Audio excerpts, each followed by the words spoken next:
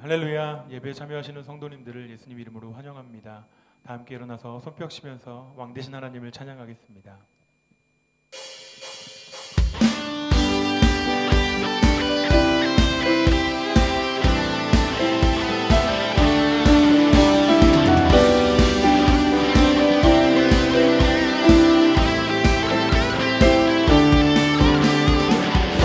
성도여 다 함께 할렐루야 아멘.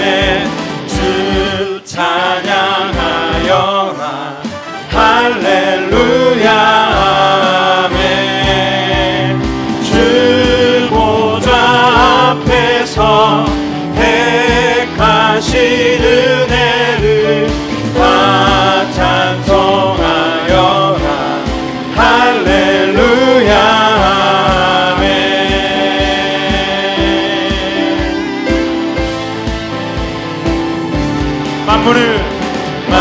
만문을 열어라 할렐루야 아멘. 온 하늘 울려라 할렐루야 아멘. 인도자 되시며 친구가 되신 주 그 사랑 끝없다 할렐루야 주 찬양하여라 할렐루야 아멘. 찬양은 끝없다 할렐루야 아멘. 거룩한 집에서 준총기리며 찬송 부르자 할렐루야. 주 보좌 앞에서 택하신 은혜를 다 찬송하여라 할렐루야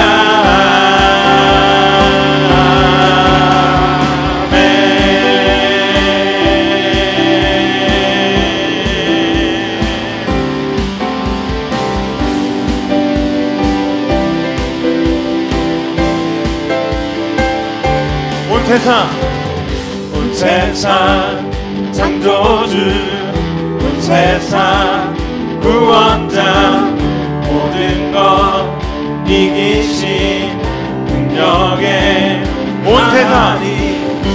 세상 창조주 온 세상 구원자 모든 것 이기신 능력의 하나님 모든 만물 주를 찬양해. 모든 민족 주께 경배해. 모두 승리하리 열방 없게 되리 하나님께서 통치하시네. 모두 승리하리 열방 없게 되리 위대하신 왕 여호와. 하나님 열방을 우리에게 주셨네. 그 명령 따라서 열방을 모든 만물 지하리 모든 만물 주를 찬양해. 모든 민족 주께 경배해. 모두 승리하리 열방 얻게 되리 하나님께서 통치하시네. 모두 승리하리 열방 얻게 되리 위대하신 왕 여호와. 모두 승리하리 열방 얻게 되리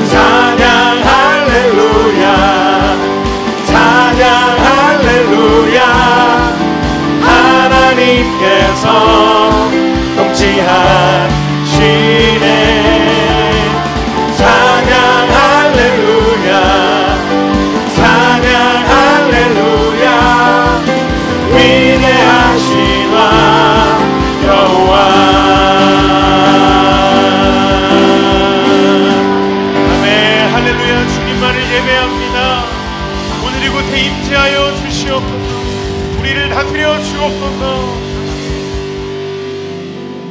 자리에 앉아서 계속 찬양하겠습니다.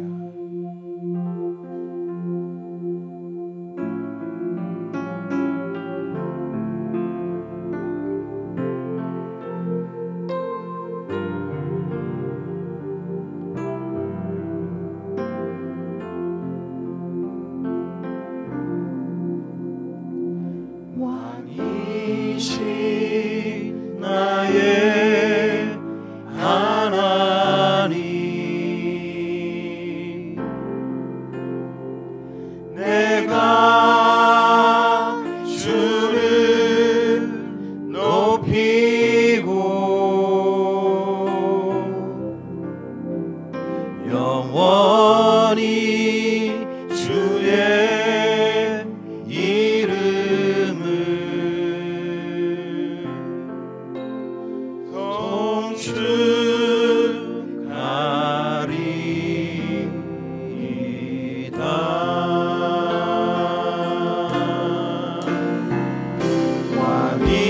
왕이신 나의 하나님,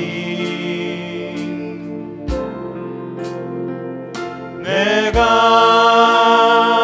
주를 높이고 영원히 주의 이름을 송축하리이다.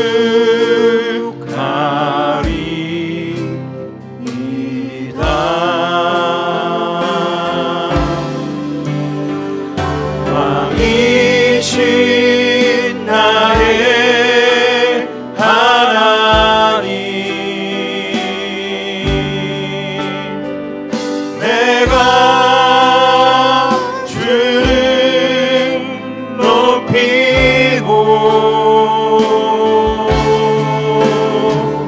영원히 주의 이름을 송축하리.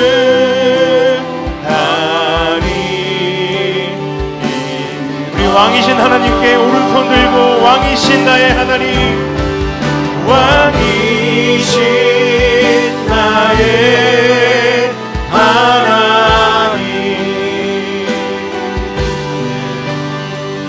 내가 주를 높이고 영원히 주의 이름을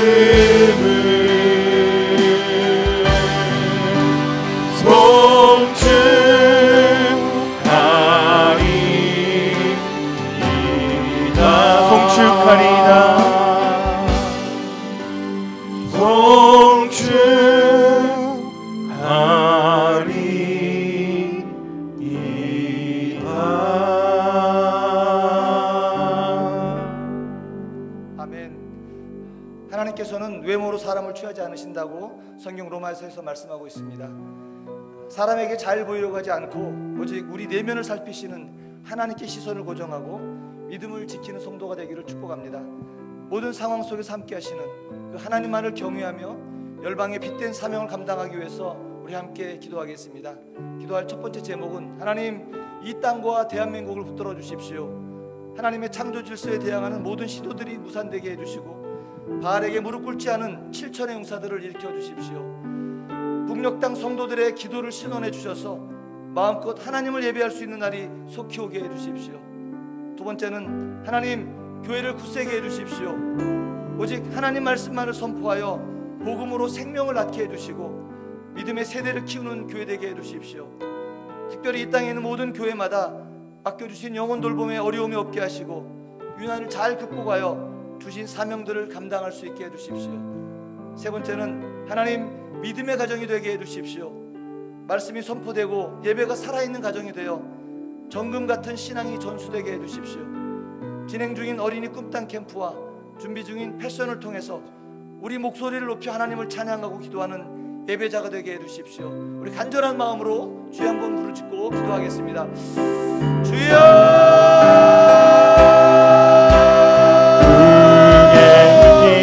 타오르게 하소서. 진리의 말씀 이 땅 새롭게 하소서. 은혜의 강물 흐르게 하소서. 성령의 바람 이 땅 가득 불어와.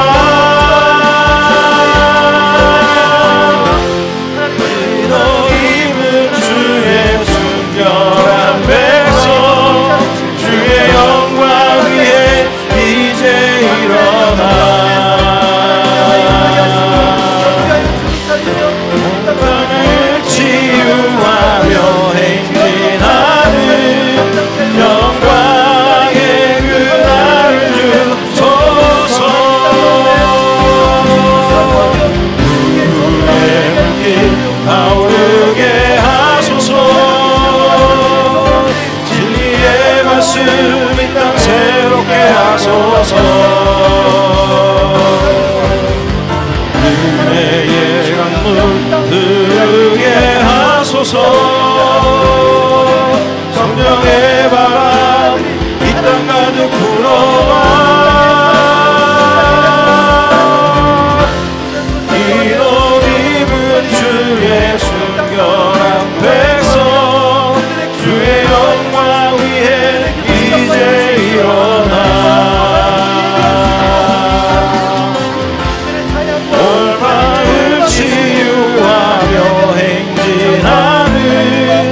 영광의 그날을 주소서. 우리의 불길 타오르게 하소서.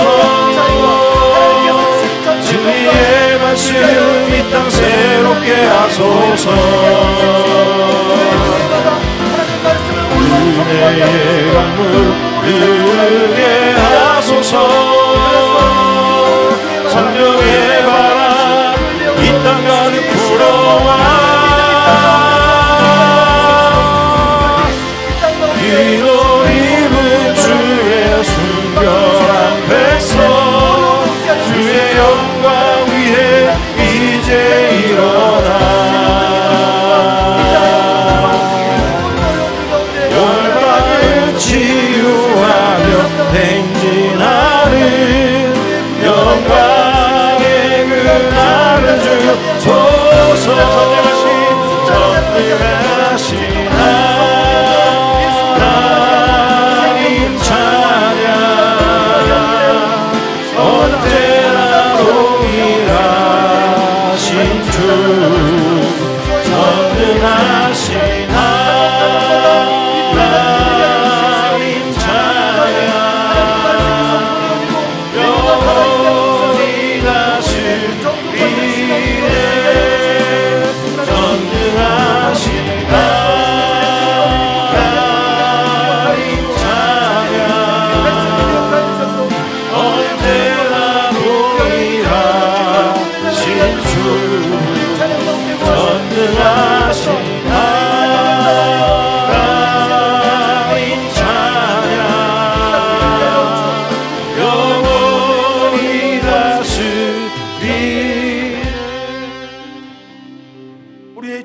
예수님, 이 땅과 대한민국을 지켜주시고 교회를 교회되게 해주셔서 온전히 복음만을 전파하며 열방이 하나님을 선포하는 빛의 역할을 감당케 해주십시오.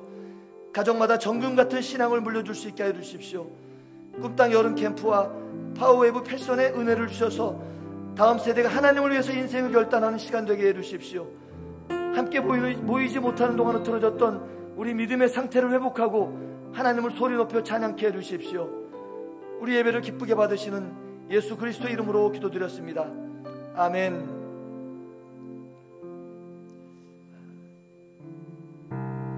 함께 기도했습니다만 지금 꿈땅 캠프가 지난 주일 19일부터 시작되어서 3주간 계속 진행됩니다. 찾아가는 이 캠프를 통해서 우리 자녀들이 바디메오처럼 하나님을 향한 비전이 명확해지고 물어보실 때 할 말이 있는 그런 어린이들이 될 수 있도록 기도해 주시기 바랍니다. 8월 9일부터 주일부터 8월 15일 토요일까지 일주일 동안 패밀리 패션이 진행됩니다. 관심을 가지시고 우리 모든 자녀들이 함께 하나님을 예배하고 자기의 목소리로 높여서 찬양하고 기도하는 시간 될 수 있도록 도와주시고, 우리 부모님들도 함께 부르짖어 기도하는 그런 시간 될 수 있기를 소망합니다. 우리에게 주시는 하나님 말씀 함께 보겠습니다. 로마서 1장 17절과 18절입니다. 개역 개정으로 우리 함께 읽도록 하겠습니다. 두 절이니까 우리 함께 읽겠습니다. 로마서 1장 17절 18절입니다. 함께 읽겠습니다. 복음에는 하나님의 의가 나타나서 믿음으로 믿음에 이르게 하나니 기록된 바 오직 의인은 믿음으로 말미암아 살리라 함과 같으니라. 하나님의 진노가 불의로 진리를 막는 사람들의 모든 경건하지 않음과 불의에 대하여 하늘로부터 나타나나니. 아멘.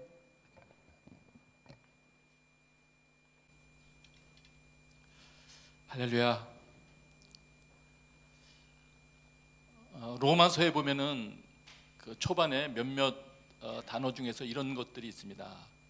나타낸다, 드러내신다, 알게 된다, 이런 그 단어들이 있습니다. 그래서 그런 단어들을 좀 주의 있게 보다 보니까 몇몇 가지 먼저 좀 생각해 보고 싶은 게 있어서 먼저 한 두어 가지 딴 걸 말씀을 드리고요. 그러면서 그 로마서로 들어가고자 합니다. 먼저 그 알게 해주시는 그런 내용들을 성경에서 훑어보니까 제가 성경 몇 군데를 그냥 쭉 읽어볼게요. 아버지여, 이것을 지혜롭고 슬기 있는 자들에게는 숨기시고 어린아이들에게는 나타내심을 감사하나이다. 아버지 외에는 아들을 아는 자가 없고 아들과 또 아들의 소원대로 계시를 받는 자 외에는 아버지를 아는 자가 없느니라. 시몬아, 내가 복이 있도다. 이를 네게 알게 하니 이는 혈육이 아니요 하늘에 계신 내 아버지시니라. 오직 하나님이 성령으로 이것을 우리에게 보이셨으니 그 아들을 이방에 전하기 위하여 그를 내 속에 나타내시기를 기뻐하실 때. 제가 중요한 몇 구절을 읽었는데요, 지금 읽어드린 내용의 공통점은 이것입니다. 공통점은 내가 무엇을 깨닫는데, 어떤 한 사람이 무엇을 깨닫는데 본인의 차원을 뛰어넘는 하나님의 개입하심이 있다는 것이죠. 그리고 때로는 하나님은 숨기기도 하신다. 아버지여, 이것을 지혜롭고 슬기 있는 자들에게는 숨기시고 어린아이에게는 나타내심을 감사합니다. 누군가에게 대해서는 하나님이 어떤 사실을 숨기시는 일도 있다. 하나님이 감추어 버리시면은 그 누가 깨달을 수가 있겠습니까? 그렇기 때문에 어떤 일들은 성령님을 통하여서만 알 수가 있고, 또 어떤 일들은 어떤 사람에게는 하나님께서 저 사람에게는 이걸 깨닫게 해줘야 되겠구나 하는 마음의 소원을 가지고 그에게 그걸 열어주신다고 하셨거든요. 그렇게 하는 걸 기뻐하신다고 또 하셨거든요. 그렇다면 우리가 무언가를 깨닫는 데 있어서 그 깨닫는 영역이 어떤 영역이라도 좋습니다. 무언가를 깨닫는 영역에 있어서 하나님께 나아가는 것과 무엇을 깨닫는 영역을 구분하고자 하면 안 된다. 지금 제가 말씀드리고자 하는 것은 이런 겁니다. 믿는 거는 믿는 거고, 또 내가 연구해서 깨닫는 영역은 다른 영역이기 때문에 내가 많이 깨닫기 위해서는 내가 시간을 많이 연구 시간에 투자하여야 나에게 유익하다. 신앙은 별개의 것이다. 이런 식으로 생각하면은 이 성경의 표현대로, 설명대로 따진다면 착각하는 겁니다. 무언가를 깨닫게 해주시고 열어주시는데 하나님만이 하실 수 있는 영역이 있다. 그래서 무엇을 아는 일에 믿음과 연구가 별개의 영역이 아니라 크게 보면은 하나님의 도우심 아래 같이 병행되어야 된다. 특별히 어떻게 살아야 할까에 대해서 많이 생각할수록 또 임무를 많이 부여받은 사람일수록 그렇기 때문에 하나님께 나아가기를 힘써야 되는 겁니다. 성경에서 말씀하시지 않습니까? 모세에게도 지성소로 나아오라고 말씀하시면서 내가 거기에서 너를 만나겠다. 내가 속죄판 위, 곧 증거궤 위에 있는 두 그룹 사이에서 이스라엘 자손에게 명할 모든 말을 너에게 일러주겠다. 일단 하나님 자신을 만나라는 그 명령을 하십니다. 그러면 그곳에서 네가 무엇을 어떻게 말하고 행하여 할지를 가르쳐 주겠다. 익숙한 구절이죠. 너는 내게 부르짖으라. 내가 네게 응답하겠고 네가 알지 못하는 크고 은밀한 일을 네게 보이리라. 이런 구절들은 내가 알지 못하는 것을 하나님이 보여주시는 차원을 설명을 해줍니다. 그래서 미래를 준비함에 있어서 정말 잊지 말아야 할 것, 특별히 긴 기간 동안 지금 함께 모이거나 또 기도할 기회를 잃었을 때 우리가 깨달아야 할 것은 내가 기도를 다시 되살려야 되겠다. 먼 미래를 위해서 우리 가장들이라고 한다면 내 가정을 위해서라도 내가 기도를 준비해야 되겠구나. 위기의 순간에 그냥 안 깨달아집니다. 내가 급하면 하나님이 말씀해 주시겠지. 안 됩니다. 잘 속을 수도 있고요.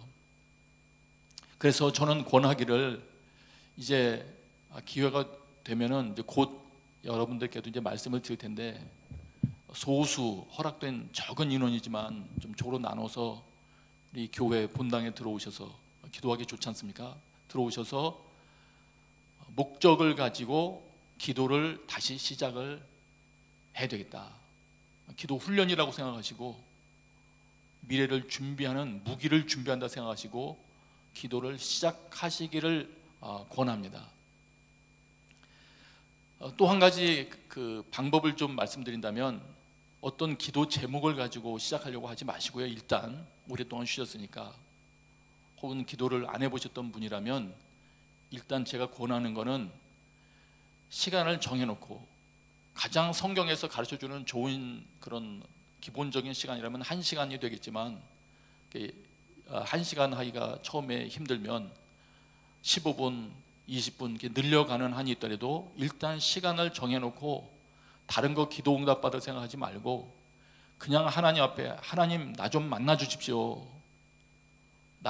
나로 하여금 하나님께 집중할 수 있는 집중력을 허락해 주십시오. 회개합니다. 이러면서 그냥 그거 한 가지만 기도하시면 됩니다.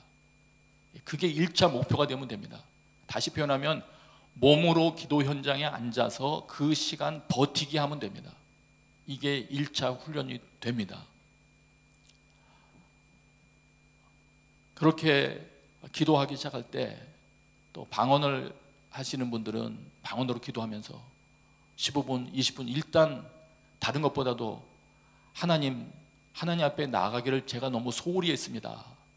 저로 하여금 다시금 주님 앞에 무릎 꿇을 수 있도록 힘을 주십시오. 일깨워 주십시오. 그렇게 기도하면서 기도의 방해 요소가 떠오르고 어려움을 느끼게 된다면 내가 왜 이렇게 이 부분에서 기도를 어려워하지 하면서 그 부분을 역시 하나님께 구하면서 하나님 나 이 부분 좀 도와주세요. 이거를 좀 제거해 주세요. 그러면서 일단 하나님 앞에 나가서 버티는 거 그거부터를 권해드립니다. 분명히 성경은 말씀합니다. 그렇게 하나님 앞에 나아갈 때만 주께서 나에게 가르쳐 주실 수 있는 영역이 따로 있다. 따로 있다. 내 사업 이걸 어떻게 하면 되겠습니까? 동으로 가야 됩니까? 서로 가야 됩니까? 이런 목적을 가지고 기도하러 나가지 마시고요.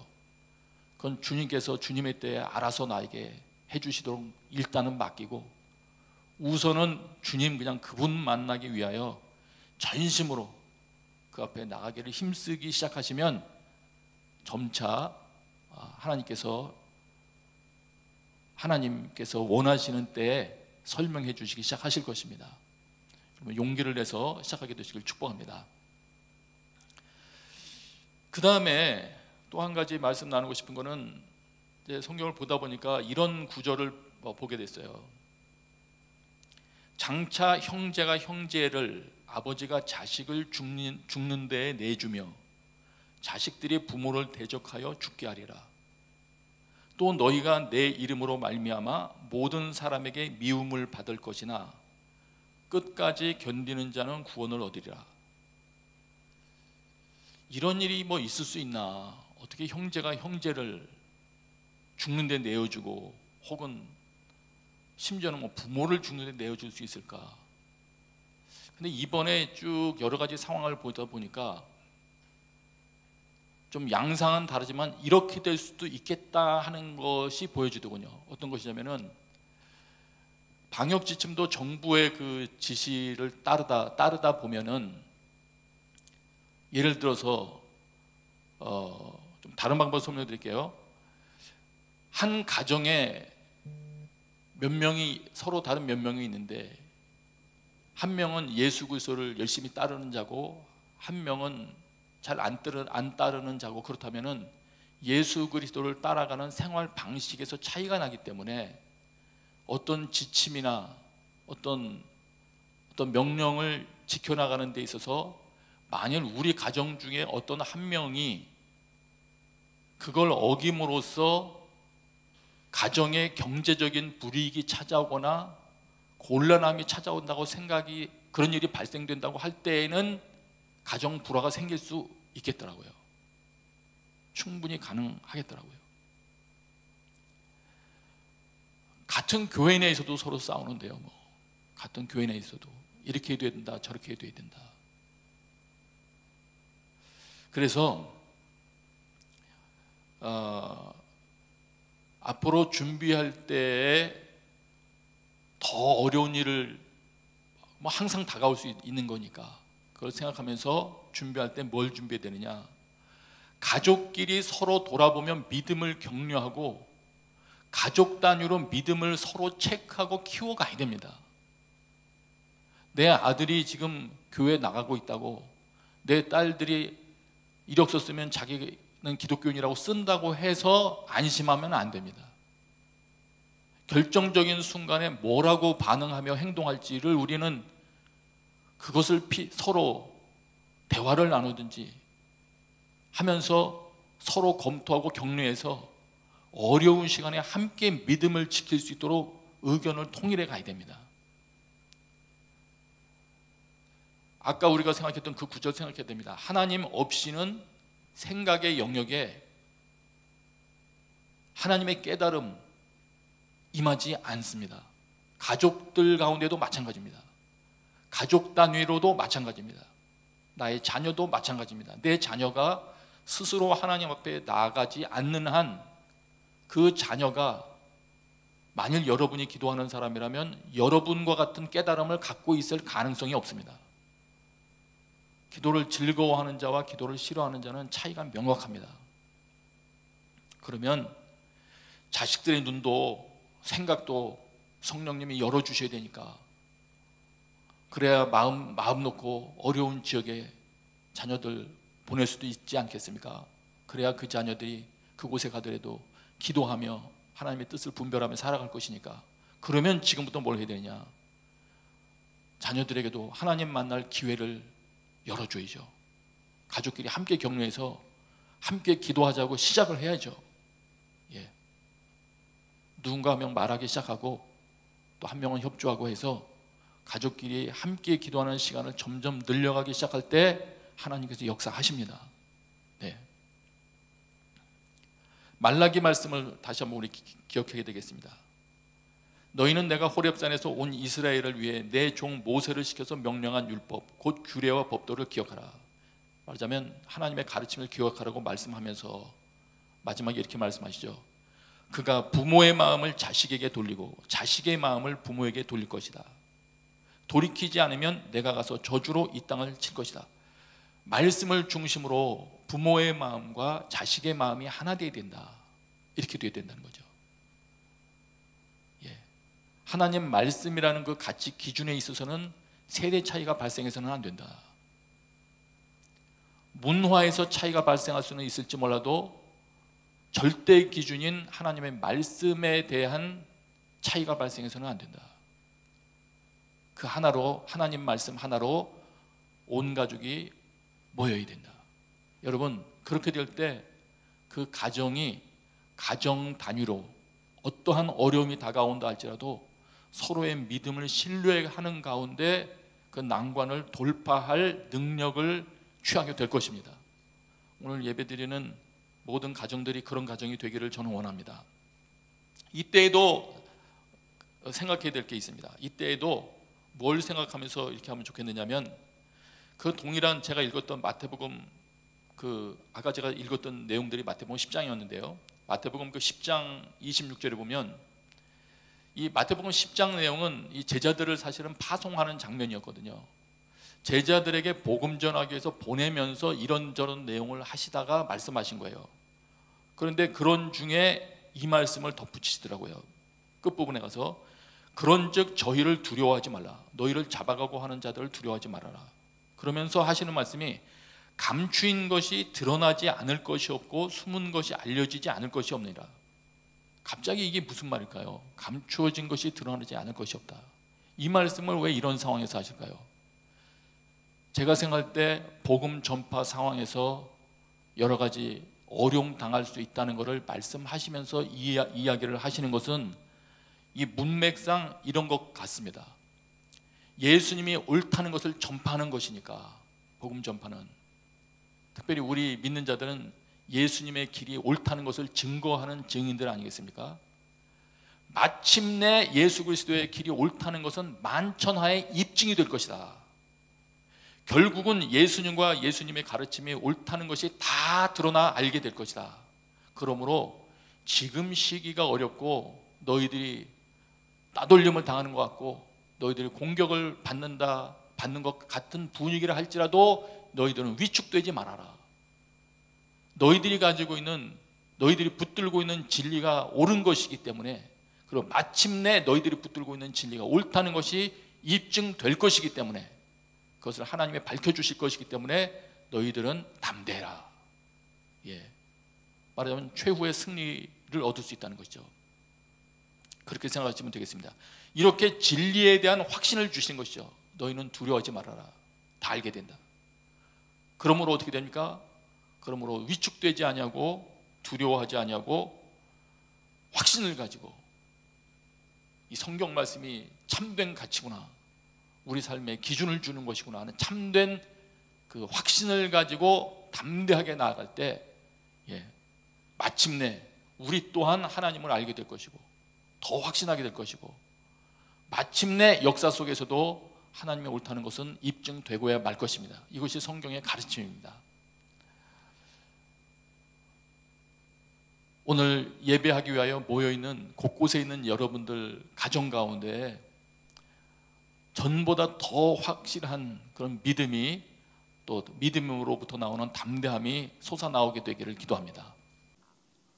그리고 하나님께서 계시해 주셔서 꼭 알게 하시고자 하는 두 가지가 성경에 또 나타나 있습니다. 최근에 여러분이 묵상하시는 로마서 내용에 있는 것인데요, 하나는 하나님의 의이고 하나는 하나님의 진노입니다. 하나님의 의의가 무엇인지, 또 하나님의 진노는 어떤 것인지를 하나님께서 계시해 주신다고 하는 것으로 봐서 이 두 가지 측면은 우리 사람들이 꼭 알아야만 해야 할 요소인 것이 틀림없습니다. 우리 신앙을 겸손하고 건강하게 유지하기 위해서는 이 두 측면을 꼭 이해하여야 하기 때문에 주님께서 이것을 가르쳐 주시는 것일 거예요. 하나님의 의를 알게 하신다. 이건 무엇을 말하느냐? 우리가 보통 하나님의 의라고 말할 때는 두 가지 면이 있다고 그렇게들 가르쳐 줍니다. 하나는 법정적인 그런 선언적인 측면이 있고요, 너는 괜찮다 이렇게 선언해 주는 면이 있고, 또 하나는 이 관계적인 측면이 있습니다. 우리가 하나님과 바른 관계에 있을 때, 약속을 지키는 그런 관계에 있을 때 하나님이 우리 삶에 개입해 주셔서 하나님으로서 우리를 돌보아 주실 그 임무를 수행해 주십니다. 다른 표현으로 하면 하나님 노릇을 해 주십니다. 그래서 우리는 미약하지만 힘이 많으신 그분이 우리 삶에 개입하셔서 큰 능력으로 우리의 삶을 이루어가 주시는 것입니다. 그렇기 때문에 이 복음이 능력이 되기도 하는 것이죠. 그런데 이 일은 아무나 이렇게 경험하지를 못합니다. 이 하나님의 의를 실제로 이렇다고 이론적으로도 깨닫지 못하고, 그리고 경험적으로도 깨닫지 못합니다. 아무나 다 경험하고 깨닫지는 못합니다. 그러면 어떤 자가 하나님께서 정말 이런 분이시라는 걸 깨닫느냐? 그는 1장 17절을 보면 이렇게 되어 있습니다. 하나님의 의가 복음 속에 나타난다.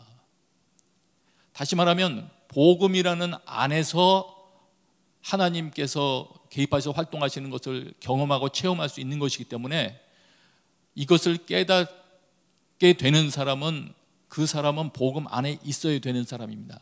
있어야 됩니다. 그러면 어떻게 해야 복음 안으로 들어갑니까? 전달되어 오는 복음을 받아들여야 되는 것이죠. 그래서 복음을 믿어야 되는 것이죠. 복음이 무엇입니까? 예수 그리스도 이야기로 요약할 수 있지 않습니까? 그래서 예수 그리스도께서 오셔서 죽으시고 부활하신 이 예수님의 이야기, 그걸 우리가 아멘으로 받아들일 때, 예수 그리스도를 우리의 구세주로 받아들일 때, 그 안에 하나님께서 어떻게 의의를 표현하시는지를 우리가 깨닫게 되는 것입니다. 그런데 이 부분도 이 세번역은 또 이렇게 표현해 줍니다. 하나님의 의의가 복음 속에 나타납니다. 그리고는 부연 설명을 하는데, 이 일은 오로지 믿음에 근거하여 일어납니다. 한글로는 세번역에서 이렇게 번역이 되어 있어요. 개역개정이나 다른 번역에서 믿음으로 믿음에 이르게 한다 이렇게 번역되어 있는데, 원래 이 부분에는 동사형이 없습니다. 원래. 그렇기 때문에 믿음으로부터 믿음에까지, 이런 표현이기 때문에 아마 그런 내용에 근거한다면 이 부분은 이 세번역이 이해하기에 좀 더 정확하지 않나 생각이 됩니다. 그래서 어떤 자가 복음을 받아들이고 신뢰하며 주님을 믿을 때, 그 믿음 가운데 그는 하나님의 의를 경험하고 계시받게 된다, 이렇게 이해하시면 되겠습니다. 두 번째로는 하나님의 진노. 하나님께서 이 진노도 사람들이 깨닫게 하십니다. 그런데 이 하나님의 진노는 어떤 대상에게 어떤 모양으로 나타나느냐? 1장 18절은 이렇게 설명을 해줍니다. 하나님의 진노가 불의한 행동으로 진리를 가로막는 사람의 온갖 불경건함과 불의함을 겨냥하여 하늘로부터 나타납니다. 즉 하늘로부터 나타나는데, 이것이 자연재해가 되었든 아니면 어떤 엄청난 사건이 되었든, 어쨌든 성경의 표현대로면 하늘로부터 경험되어지는 깜짝 놀랄 만한 그런 하나님의 진노라고 표현할 수 있는 것들이 있는데, 이런 것들이 나타나는 대상이 불의한 행동으로 진리를 가로막는 사람으로 되어 있습니다. 개역개정 표현으로는 불의로 진리를 막는 사람들. 불의로 진리를 막는다는 게 무슨 말일까요? 우선 기본 개념은 이렇습니다. 이게 막는다라고 되어 있는 부분이 붙든다라는 말입니다. 붙드는데 불의한 가운데에서 진리를 붙들고 있다, 이런 개념이 되겠죠. 그럼 그 말이 무슨 말일까? 이 말을 좀 이해하기 위해서 다른 성경 구절하고 좀 비교를 해보는 게 좋을 것 같습니다. 그 4가지 밭에 뿌려진 그 씨앗의 비유에서 이런 설명이 있어요. 좋은 땅에 있다는 것은 착하고 좋은 마음으로 말씀을 듣고 지키어 인내로 결실하는 자니라. 여기서 말씀을 듣고 지키어라고 할 때 이 지키어도 붙든다라는 그 단어입니다. 예, 어근이 그렇습니다. 듣고 지킨다, 지킨다 할 때. 그러면 로마서에서도 진리를 붙드는 사람들이 있고, 이 누가복음에는 말씀을 듣고 붙드는 사람이 있는데, 왜 이렇게 삶의 결과물이 다른가? 한 부류는 경건하지 않음과 불의, 진리가 그 사람의 삶에서 솟아나고, 또 한 부류는 인내로 결실하는 자다. 인내로 말씀의 열매를 맺는 삶으로 이어지는가. 이상하다 하고 자세히 보다 보니까 눈에 띄는 게 있었습니다. 하나는 진리를 막는 자들은 불의 안에서, 말하자면 하나님과 올바르지 않은 관계 안에 그들이 거하고 있는 것입니다. 그들의 상태가 그런 것입니다. 착하고 좋은 마음으로, 이렇게 번역되는 것은 착하고 좋은 마음 안에서, 이렇게 되어 있는 거예요. 착하고 좋은 마음으로, 말하자면은 한 부류는 말씀을 붙들되 불의를 바탕으로 말씀을 붙들고 있는 자들이고, 또 한 부류는 착하고 좋은 마음으로 말씀을 붙들고 있는 사람들입니다. 그러면 어떤 차이가 나느냐? 진리와 말씀을 붙들어도 그들의 목적이 다르기 때문에 진리를 대하는 태도, 말씀을 대하는 태도가 달라질 수밖에 없습니다. 불의 가운데, 하나님과 바르지 못한 그런 관계 가운데에서 말씀을 붙들고 있는 자는 결국은 그 붙들고 있는 의도 자체도 자기를 위함이기 때문에, 자기가 알게 되는 진리가 있다 하더라도 그 진리가 자기를 다스리도록 허용하기보다는 자기가 그 진리를 활용해서 자기 유익을 위해서 사용하게 될 것입니다. 그러면 당연히 순종함은 따라 나올 수가 없죠. 말씀으로 자기를 변화시키는 일은 일어날 수가 없죠. 그렇기 때문에 그런 자들은 그들 삶에서 주님께서 기대하시는 모습이 나타나지 않는 것입니다. 이런 모습으로 살아가는 자들을 불의로 진리를 막는 사람들이라고 표현했습니다. 이것은 이렇게 이해할 수도 있습니다. 이어지는 19절에, 로마서 1장 19절에 하나님의 진노가 불의로 진리를 막는 사람들의 모든 경건하지 않은가 불의에 대하여 하늘로 나타나나니 그 이유는 하면서 이유를 이렇게 설명합니다. 하나님을 알만한 것이 저희 속에 보임이라. 제가 설교 초도에 하나님은 이런 것 저런 것을 다 보여주신다, 알게 하시는 분이시다 말씀을 드렸었죠. 하나님은 어떤 분이다라는 것을 알만한 것을 이미 다 제공해 주셨다는 겁니다. 이 알만한 것이라는 것이 주의 깊게 안 보면 모를 수도 있는 그런 내용이다, 이런 내용이 아니고, 이게 원래 정확하게 번역을 한다면 하나님을 명백하게 드러내는 것들이라는 표현이에요. 주변에 하나님께서 제공해 주신 많은 것들은, 하나님께서 열어주신 것들은 하나님을 명백히 증거하고 있는 것들이라는 거죠. 그럼에도 불구하고 이들이, 불의 가운데서 진리를 붙드는 자들은 순종하려는 목적이 아니기 때문에 그 말씀대로 하지 않는 거죠. 그렇기 때문에 그런 의미에서는 그 말씀, 그 진리가 자기 삶에 영향을 끼치는 것을 제어하는 셈이 되기 때문에 불의로 진리를 막는다, 누른다, 억누른다, 이런 표현으로 번역을 했을 것입니다. 그러니까 내용은 상관없죠. 어쨌든 지금 하나님께서 나타내려고 하시는 두 가지 중에서 이 한 가지, 두 가지, 하나는 하나님의 의, 또 한 가지는 이 하나님의 진노, 이것이 있다는 것을 우리는 오늘 보게 됩니다. 하나님은 마침내 무엇이 옳은 것인지 무엇이 틀린 것인지를 다 알게 하시는 분이십니다. 구약에도 많은 장면에서 나오지 않습니까? 마침내 너희가 여호와가 누구신지 알게 될 거다. 근데 그 말은 꼭 좋은 의미만은 아니었죠. 왜냐하면 심판을 통해서, 멸망을 통해서 알게 되는 경우도 많으니까요. 이것은 우리가 혼란한 시기에 어떻게 살아야 할지 힌트를 또한 주기도 합니다. 하나님이 다 하신다. 하나님은 다 드러내실 분이시다. 그리고 하나님은 최종 심판자이시다. 하나님은 모든 것을 주관하시는 분이시다. 이렇다면 우리는 이 혼란한 시기를 어떻게 살아야 하는지, 거기에 대해서도 힌트를 얻게 됩니다.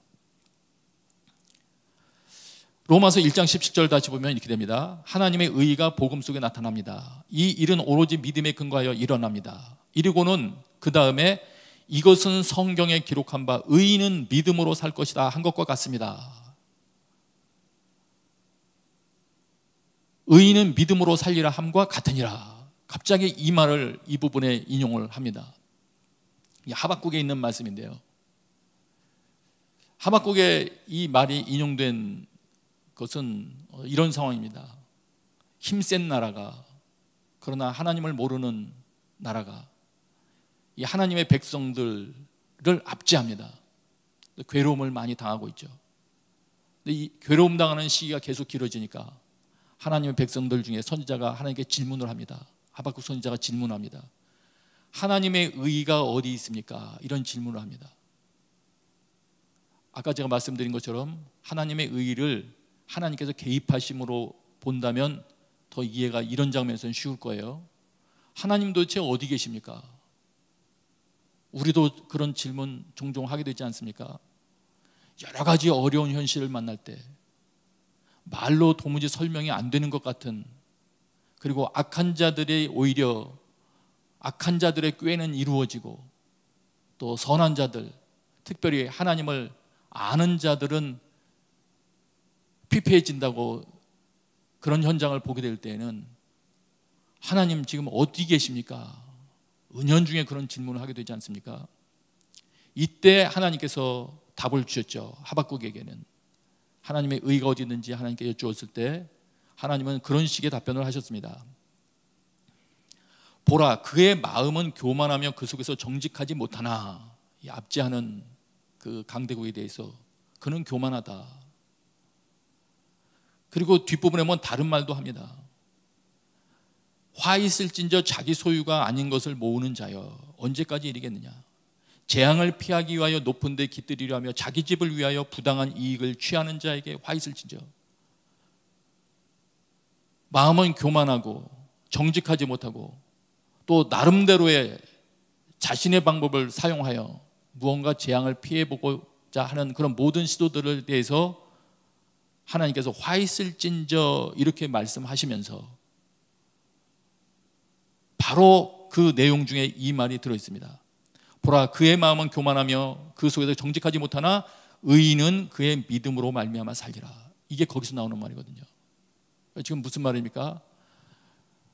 상황이 이렇다고 해서 여러 사람들이 여러 가지 대안을 마련할 것이지만 의인은 신실하게 하나님과 약속 지키며 살아가는 거다. 의인은 신실하게 살아가는 거다. 이런 말씀이거든요. 그럼 이걸 로마서에 비추어 본다면 이렇게 됩니다. 오늘 우리도 하나님께 여쭐 수 있습니다. 어떻게 살아야 됩니까? 하나님의 의의가 어디에 있습니까? 하나님 그렇게 말씀하시는 셈이죠. 네가 지금 하나님의 의의에 대해서 물었니? 내가 어디서 도대체 개입하냐고 너 묻고 있는 거냐? 나는 내가 개입하는 것은 복음 안에 있다. 이렇게 대답하시는 것입니다. 복음 안에 있다. 내가 내 아들 예수 그리스도를 보냈고 그를 네가 믿고 그의 가르침을 순종하기 시작할 때 나는 너의 삶 가운데 일하고 있다. 내가 개입하는 방식은 이것이다. 이것을 설명하면 되겠습니다. 나는 이렇게 개입한다. 하나님은 이렇게 개입하시기만 하는 것이 아니십니다. 로마서 1장 17절 18절에 분명히 의도 계시하시지만은 하나님의 진노도 계시하는 것으로 봐서 하나님은 그 와중에 심판도 하시는 것입니다. 하나님은 그렇게 개입하시면서 하나님께 신실하게 반응하는 자와 하나님의 개입과 하나님이 명백하게 드러내 주신 모든 증거들에 대하여 신실하게 반응하는 자와 그렇게 반응하지 아니하는 자들을 구별하여 대하시는 것입니다. 구원과 저주죠. 구원과 진노. 이렇게 대하십니다. 그러면서 이렇게 답변하시는 셈입니다. 의인은 믿음으로 살 것이다. 이렇게 해석할 수 있죠. 이런 상황 가운데 나는 이런 식으로 개입하고 있으니 질문하는 너는 인내하며 끝까지 하나님께 신실해라. 나는 반드시 그런 자들을 구원한다. 이런 답인 셈입니다. 우리는 사실은 이 사회를 어떻게 하면 살려낼 수 있는지, 내 가정을 올바르게 살려낼 수 있는지, 무엇부터 시작해야 될지 그 수를 잘 모릅니다. 지식도 짧고 경험도 일천하고 사실 잘 모릅니다. 어떻게 해야 됩니까? 할 때 하나님은 그걸 답으로 주시는 것입니다. 너는 나를 신뢰하며 믿음으로 끝까지 신실하게 유지하며 걸어라. 너의 삶 가운데 내가 개입하겠다. 나라를 위한 모든 것들도 나라와 도시에 의인 몇 명만 있어도 혹은 의인 한 사람만 있어도 내가 그곳을 구원하겠다 이렇게 하나님께서 말씀하실 때에는 의인의 삶, 어떤 상황에서 하나님의 개입을 믿으며 신실하게 사는 삶, 하나님이 하시는 행동은 다 의롭다는 것을 믿으며 자신의 삶을 지켜나가는 삶을 주님께서 기뻐 보시는 것입니다. 그 의미가 있는 것입니다. 마침내 주님께서 온 땅 가운데 무엇이 거짓이었고 무엇이 진실이었는지를 다 밝히실 날이 오는 것입니다. 적어도 성경의 가르침대로 하면 그렇습니다. 주님께서 명명백백하게 모든 온 천하가 다 알도록 드러내시는 날은 반드시 오는 것입니다. 그렇다면 우리는 좀 더 초연한 의젓한 자세로 살 수 있을 것 같습니다. 내가 나의 선행을 알리며 살고자 그렇게 노력할 필요도 없고, 내 고생을 누가 몰라줬다고 해서 서운해할 필요도 없고, 그저 하나님께 신실하게 살아간다면 마침내 그날에 주님께서 명백하게 모든 사람도 다 알 수 있을 만큼 주님은 드러내시는 분이십니다. 성경의 표현이 그렇습니다. 우리가 구제할 때, 아무도 모르게 할 때 주님은 나중에 갚아주시는데 다 알도록 드러내서 갚아주신다. 이런 표현이에요. 직접 번역을 하면. 또 한편으로는 그렇겠죠. 내가 눈가림으로 하나님을 속이고 있으면서도, 말씀대로 하지 않으면서도 칭찬받는 삶은 살고 있다면 이건 두려워해야죠. 이런 거짓된 모습도 그날에 다 드러날 것입니다. 얼마나 부끄럽겠습니까? 그렇게 되면. 오늘 우리는 모든 것을 드러내실 하나님, 그리고 하나님의 의와 진노를 알게 하실 그 하나님 앞에 우리 신실하게 서야 할 것이고요. 모든 것을 깨닫기 위하여 주님 앞에 오직 주님만 구하며 주님께만 주목하며 나아가기를 힘써야 될 것입니다. 다시 한번 권면 드리고 같이 기도하기를 원합니다. 우리가 아직까지 그래도 기도할 수 있는 자유와 평안을 그래도 찾아낼 수 있는 이 시기에 기도를 일깨우고 가족 단위로 다시 깨어나야 되겠습니다. 특별히 자녀들, 부모님들께서 다시 한번 일깨워 주셔서 기도의 자리로 나가게 하고, 부모님이 좀 도와주셔서 함께 나아가고, 기도의 시간을 조금씩 늘려서 마침내 믿는 부모가 떠난다 할지라도 자녀들이 스스로 주님 앞에 나가 무릎 꿇는 자들이 될 때 하나님의 간섭과 개입하심으로 그들이 귀중한 것을 깨닫는 자가 될 것이고요, 그들이 보이지 않는 길을 헤쳐나가는 그런 리더로 우뚝 서게 될 것입니다. 이 시간에 그 일이 우리 가정에서 일어나게 해주십시오. 이 시간에 같이 기도하겠습니다.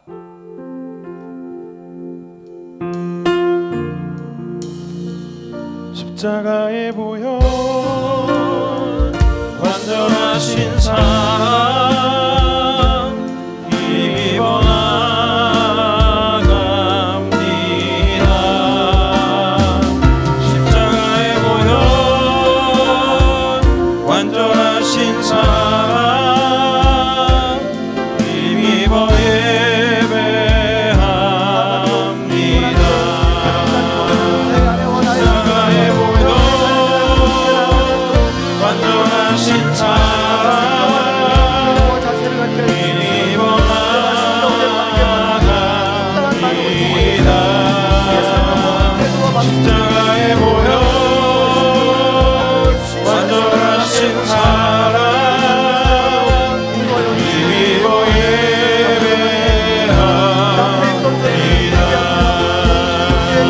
십자가에 보여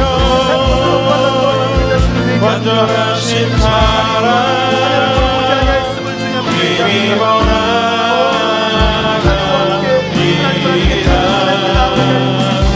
십자가에 보여 완전하신 사랑 힘입어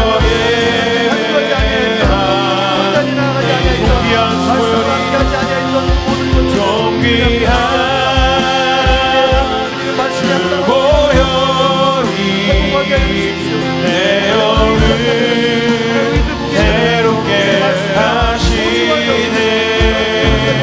존귀한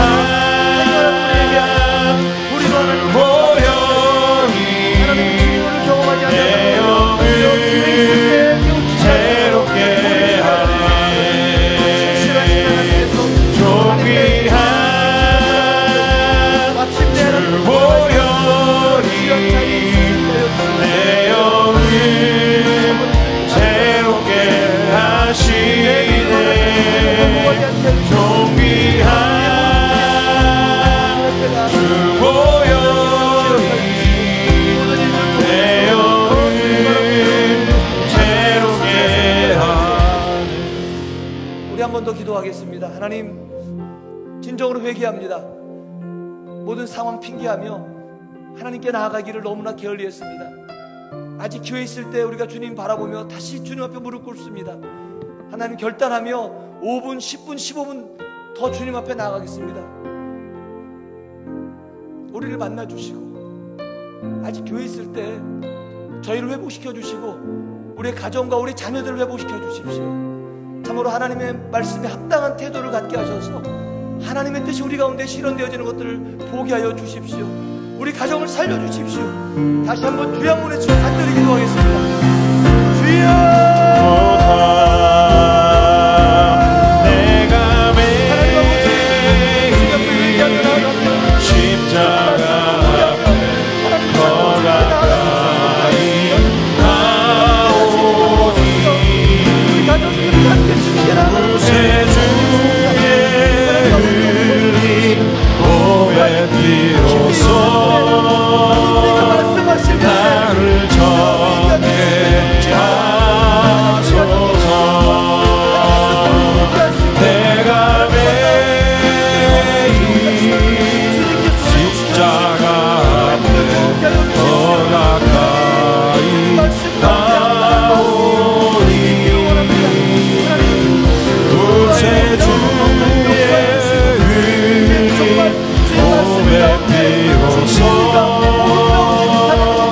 나를 정케 하소서.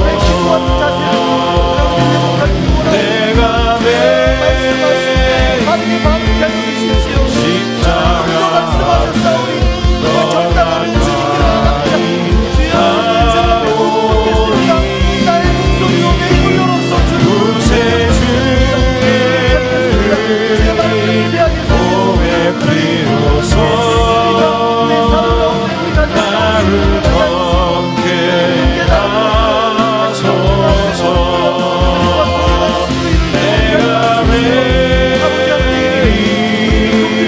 십자가 앞에 더 가까이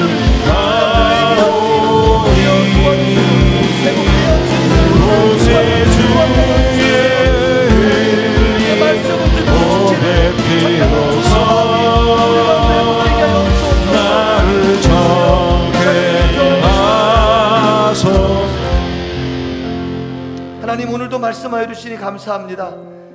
깨달은 마음으로 이제 주님 앞에 무릎 꿇겠습니다. 우리의 입을 열어 주를 찬양하겠습니다. 우리의 무릎으로 주께 나아가겠습니다. 저를 회복시켜 주시고 우리 가정과 우리 자녀들을 깨워주셔서 하나님의 의를 발견하며 그 의 가운데 걸어가는 가정 되게 하여 주옵소서. 예수님의 이름으로 기도했습니다. 아멘. 우리 다 함께 일어나서 정성껏 준비한 예물 하나님께 드리겠습니다.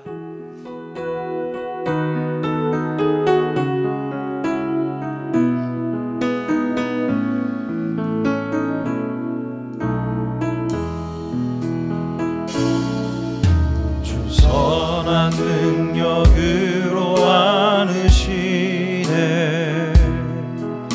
그 크신 팔로 날 붙드시네.